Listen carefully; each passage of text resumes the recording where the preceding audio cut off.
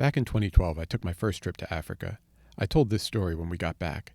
This is a recording from 2018, the second time I actually told the story at Grown Folk Stories, but I'm sharing it here because it makes me chuckle every time I think about it.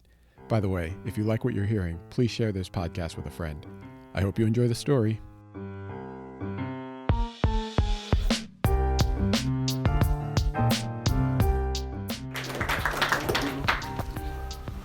Wow, I was going to say hello, grown folks, because that's how we do it in Chicago. I actually go to Eric's built an institution on this type of event back home in Chicago, and I just happen to be in town speaking on campus tonight.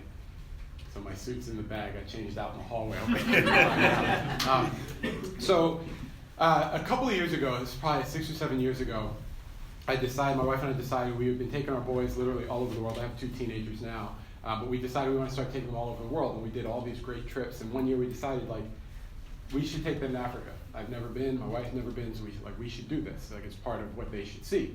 So we tell boys, we're like, hey, spring break this year, we're going to Africa. First thing my younger son says is, I don't want to go over there. So, well, why not? He goes, well, everybody's sick and there's all these diseases. And I went, well, now we're definitely going. I was like, because that's exactly the point, is I need them to see the world beyond what they see on TV and what they hear from their friends. So we set up a trip, and my friends had told me, for a first trip, South Africa is like Africa Light. You can do a safari on a paved road, and all that stuff. And we've been back several times since then, to East Africa, North Africa, Central Africa. We've gone back a bunch of times.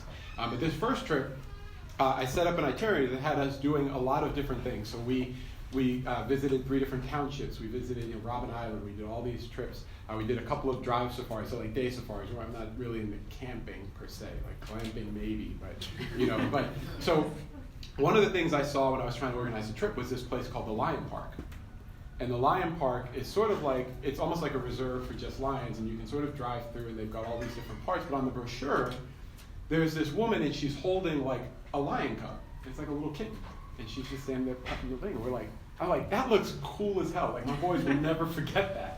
I was like, we've got to go to the Lion Park while we're there.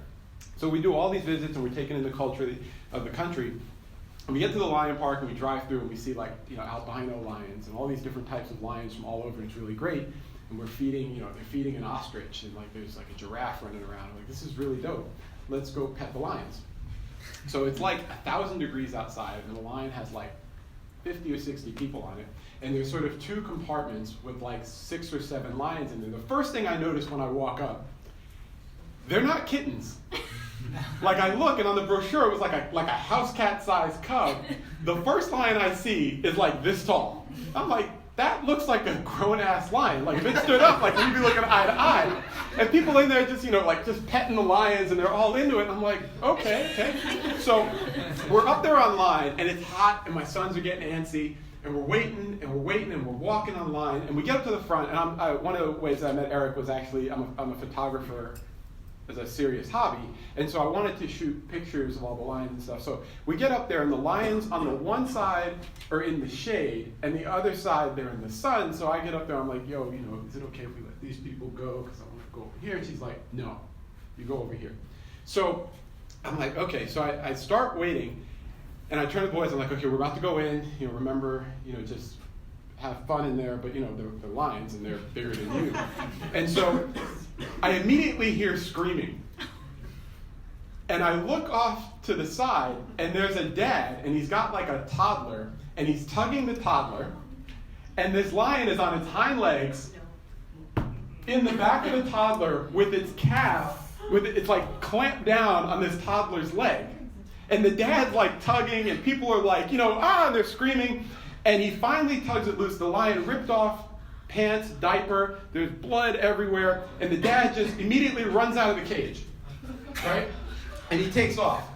And they find the lion that did it, and they put it in a cage, and the woman, I kid you not, just turns and goes, okay, who's next? No,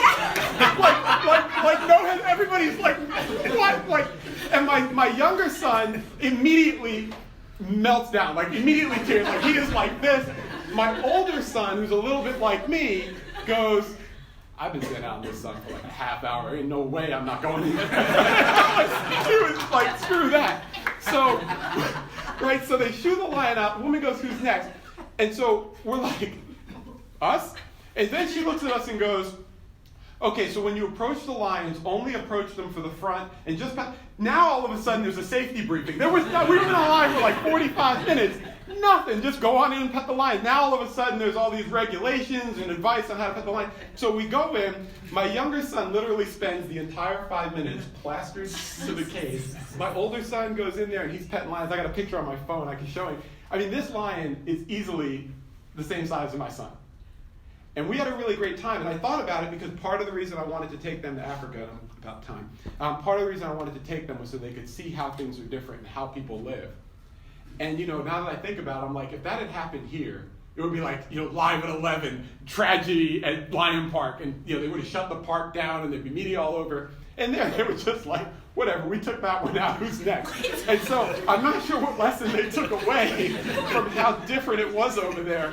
We've been back several times and they've sort of gotten a better flavor for the continent. But that was our first experience, and it was something that we tell the story about a lot. So that's my story. Thank you.